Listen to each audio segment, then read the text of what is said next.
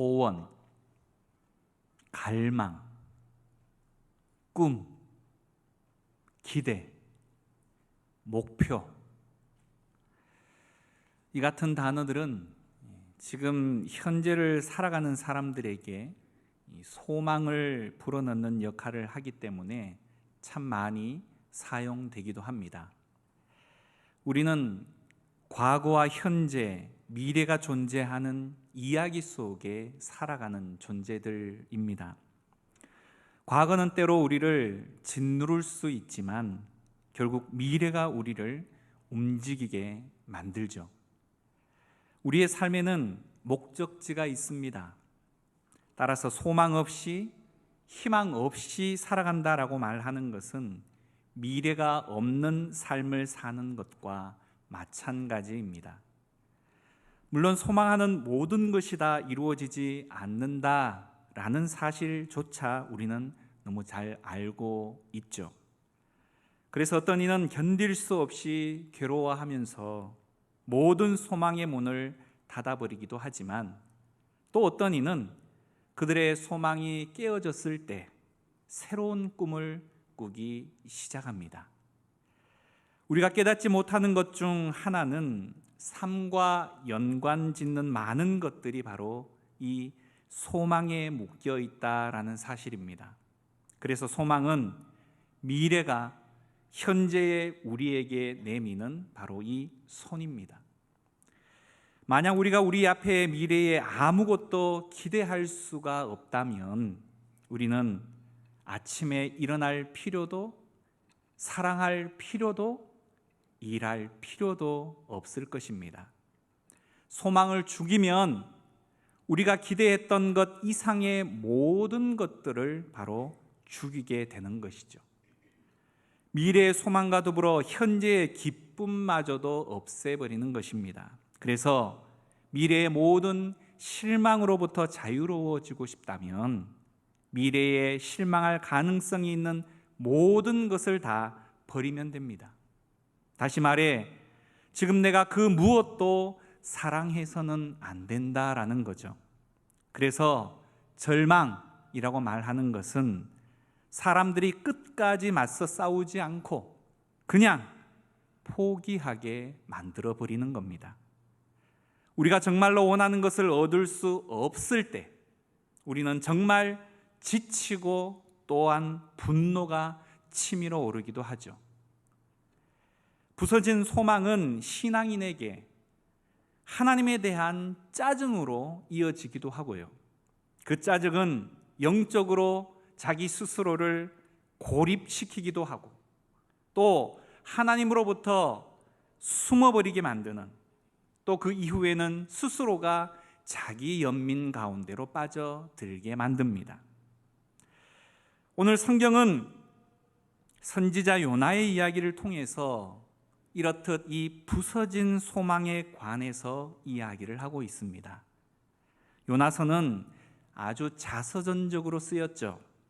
고대 이스라엘인으로서 이스라엘을 짓밟았던 그 적들을 물리치고 이스라엘이 솔로몬 왕 시절에 이루겠던 그 번영과 부강을 다시 누리는 것, 이것이 바로 요나의 소망이었습니다.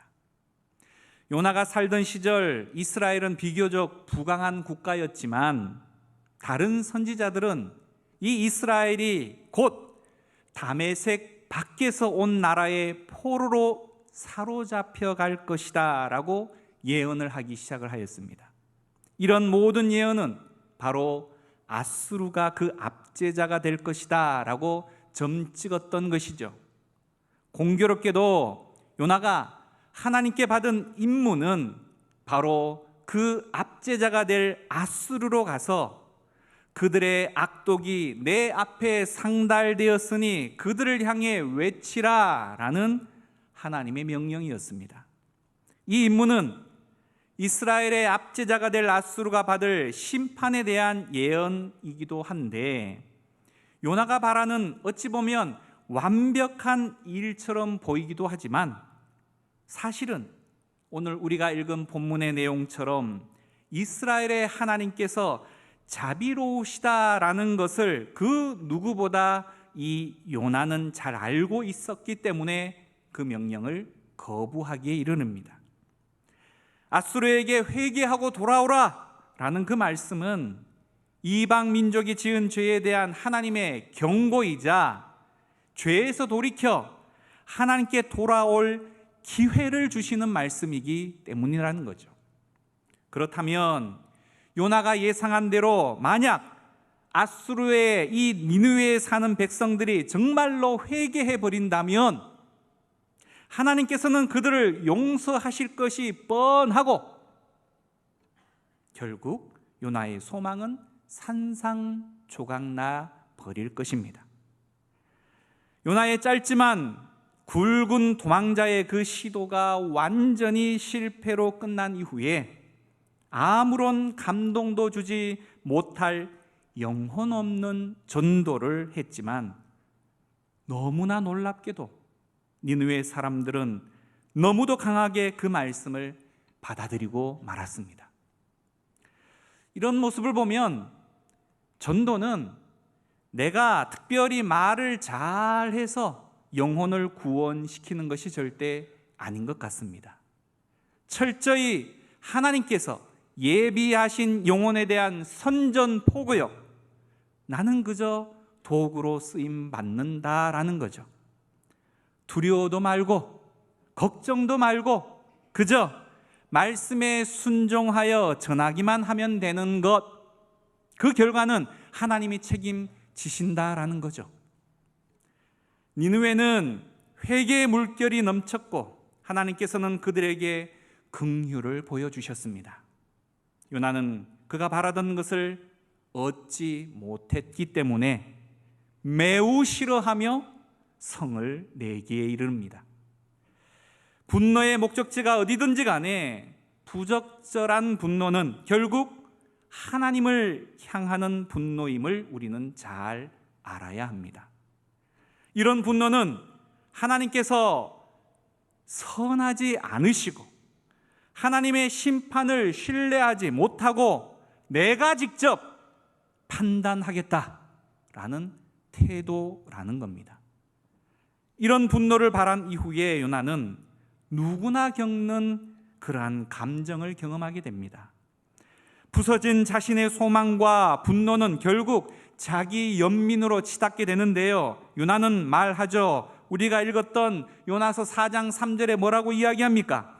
여호와여 원하건대 이제 내 생명을 거두어 가소서. 사는 것보다 차라리 죽는 게 내가 더 낫겠습니다. 요나는 하나님께 차라리 생명을 거둬달라고 간청을 합니다. 그러나 하나님께서는 그마저도 들어주지 않으셨고 요나는 또 분노하고 절망을 하죠. 그러자 하나님께서 요나에게 질문을 던지십니다. 뭐라고 하죠? 네가 화낼 권리가 있느냐?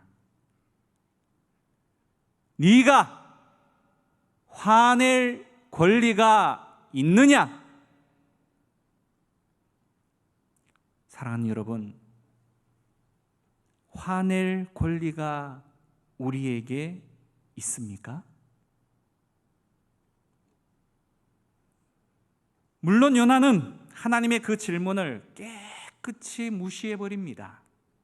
다음 날 요나는 느느웨 성 밖에 앉아서 혹시나 하나님께서 마음을 바꾸셔서 이스라엘의 원수 아수르의 수도인 이 느느웨 성에 불덩이를 쏟아붓지 않으실까, 그런 기대를 하고 기다리고 또 기다렸습니다. 그런데 그의 간절한 소망과는 상관없이 하나님께서는 박넝쿨을 그를 위해 준비하셔서 햇빛을 피하게 하십니다.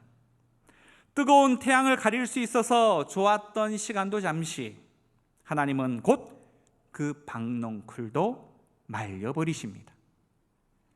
그늘의 맛을 이제 좀 알았는데 갑자기 그늘이 사라지니 없었던 때보다 더 괴로움이 더하게 되었습니다.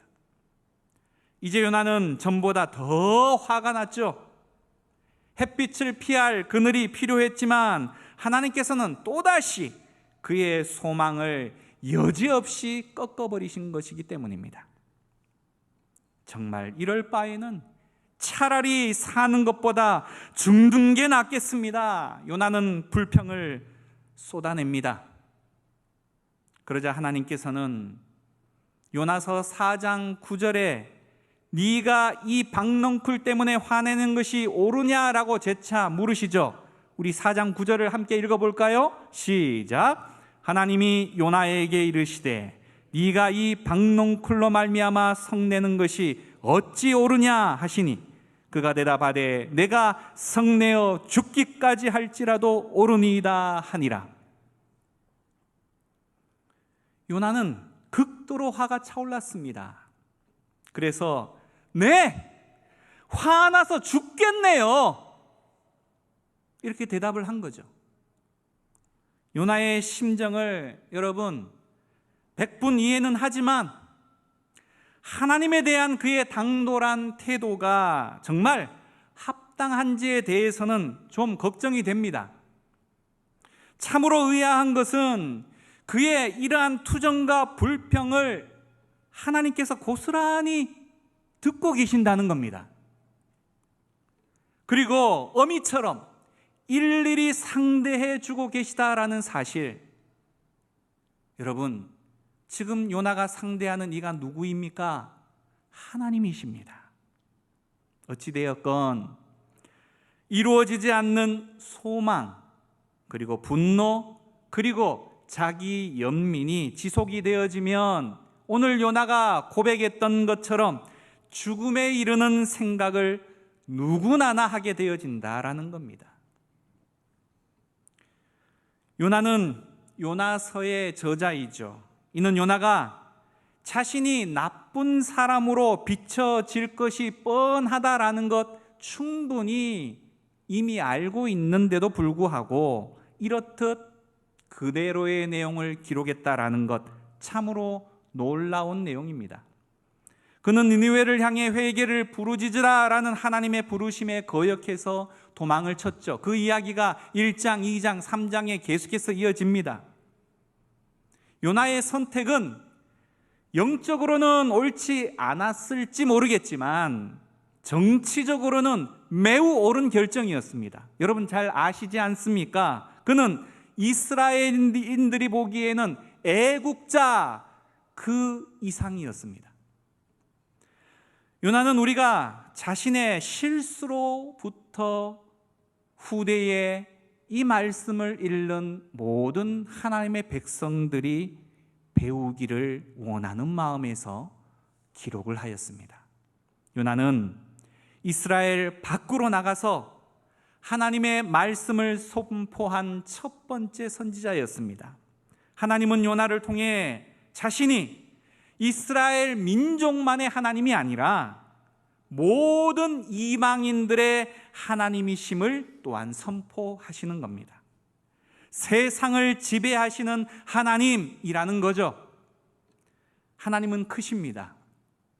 그의 위대하심은 이 요나서라는 짧은 선지서에 너무나 잘 나타나 있다라는 겁니다. 광활한 바다나 우리 높은 이 산봉우리의 절경을 보고 뭔지 모를 이 경외감을 느껴본 적이 여러분 다 있지 않으십니까? 우리는 우리보다 더 크고 위대한 것을 마주쳤을 때 상대적으로 내가 정말 아무것도 아니기에 그렇게 느껴진다라는 겁니다. 이러한 것들은 당연히 피조물보다 훨씬 크신 이 창조주에게 우리의 시선이 향하도록 이끈다라는 거죠. 그리고 우리가 얼마나 이 놀라운 하나님께 복을 받은 존재인지도 깨닫게 만드는 것입니다. 그리고 그것을 증인으로서 살게 한다라는 거죠. 요나는 우리의 생각보다 훨씬 크신 하나님을 우리에게 드러내고 하나님의 크심이야말로 우리의 모든 괴로움에 대한 온전하고 완벽한 처방전이 되어질 수 있음을 보이시는 것입니다. 하나님은 선하십니다. 하나님의 성품은 셀 수 없는 일면들을 가지고 있다라는 거죠. 그래서 하나님은 영이시며 그 존재와 지혜와 능력과 거룩하심과 진실하심에 끝이 없으시며 영원하십니다. 요나서는 이런 모습들에 대해서 특히나 다른 성경보다 더 많이 부각시키고 있다는 겁니다. 하나님은 인간의 도덕적인 선, 애국심, 그 이상을 말하고 싶어 하시는 겁니다. 요나서에서 중요한 부분은 요나가 자신을 변호하는 부분입니다.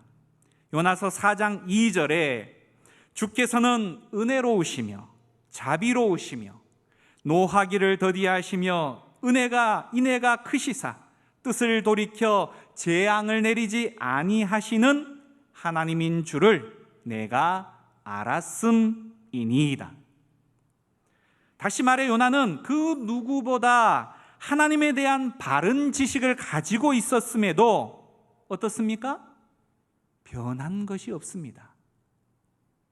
그는 하나님의 사랑을 확신하고 또 확실히 알고 있음에도 그 하나님 신뢰하기를 스스로가 원치 않았다라는 사실, 그저 당장 자기 조국의 안위만을 생각했다라는 것. 요나의 관점에서는 그래서 이 모든 상황들이 갈수록 악화될 수밖에 없었습니다. 요나의 경험은 사실상 우리의 경험과도 일맥상통합니다. 우리는 하나님께서 우리를 얼마나 사랑하신다라는 것을 다 잘 알고 계시고 믿습니다. 하지만 하나님께서 우리가 원하는 것을 주실지는 확신할 수가 없다는 거죠. 사실 우리는 그 누구보다 더 사랑받고 싶어하고 어떻게 사랑받을지에 대한 그 방식조차도 또 누구에게 사랑받을지조차도 하나님의 방법이 아닌 내 마음대로 하고 싶어 합니다. 그렇지 않습니까? 요나는 하나님께서 은혜가 넘치시며 사랑이 많으신 것을 알았지만 그 사랑이 그의 적들에게 심판과 파멸의 형태로 나타나기를 원했던 것입니다. 요나가 그랬듯 우리도 우리의 욕망이 하나님의 뜻을 떠날 때 그 욕망은 바로 우상 숭배로 변해버린다는 사실을 기억하시길 바랍니다. 우리는 우리와 그 우상 가운데에 그 어떤 것, 하나님조차도 끼어들기를 원치를 않습니다. 요나는 하나님께 복종하고 싶지 않았습니다.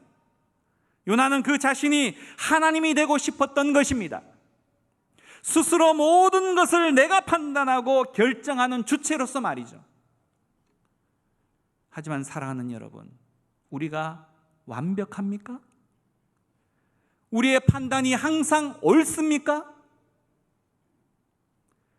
결국 우리는 우리의 연약함을 고백하며 그동안의 배역을 철저하게 하나님 앞에 회개해야 합니다. 다시 말해 우리 중심의 욕망으로부터 되돌아서서 거룩하신 하나님과 그분의 뜻으로 나아가야 한다라는 겁니다. 우리가 하나님께 돌아설 때 우리는 비로소 하나님의 사랑에 대해 그동안 너무나 좁은 시야를 가지고 있었구나라는 것을 비로소 깨닫게 되어집니다. 요나의 경우 요나는 하나님께서 선하시다라는 것을 믿었지만 하나님의 계획보다 자기 자신의 계획이 더 맞다라고 여겼습니다. 요나의 근시안적인 그 시각은 하나님께서 한 나라에 복을 주시면 상대 국가에는 복을 주실 수 없는 분이라고 오해를 했습니다. 하나님께서는 이스라엘과 적대국 아수르를 동시에 선을 행할 수 있는 분임을 그는 도무지 이해하기가 어려웠던 것입니다.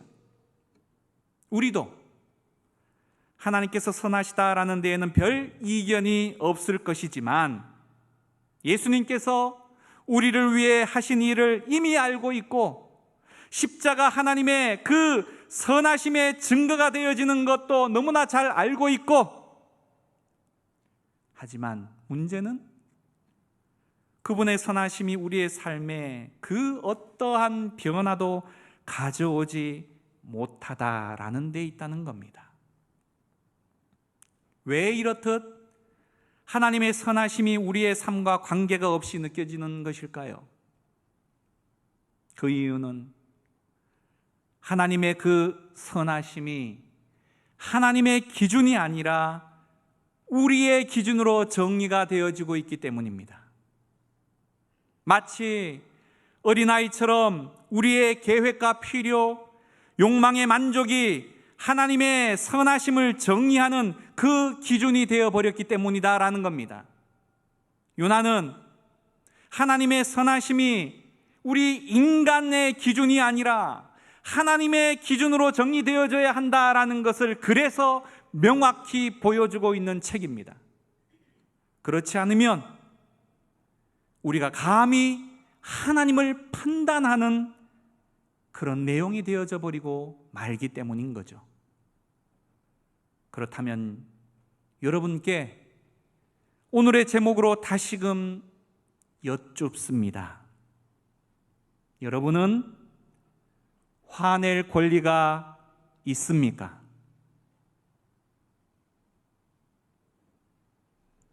만약 모든 것이 꼬이고 절망이, 아니 자살이 유일한 비상구처럼 느껴질 때 자기 스스로에게 이 질문을 던져보시길 원합니다.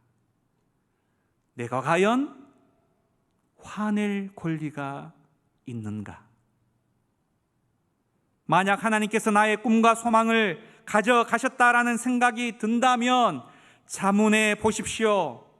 내가 과연 하나님께 화낼 권리가 있는가? 자신이 괴롭다고 느낄 때 분명 그래, 나는 화낼 권리가 있어 라는 생각이 들 수 있습니다. 그때 하나님께서 우리 안에 들어오셔서 친히 말씀하실 기회를 내어 드려야만 합니다.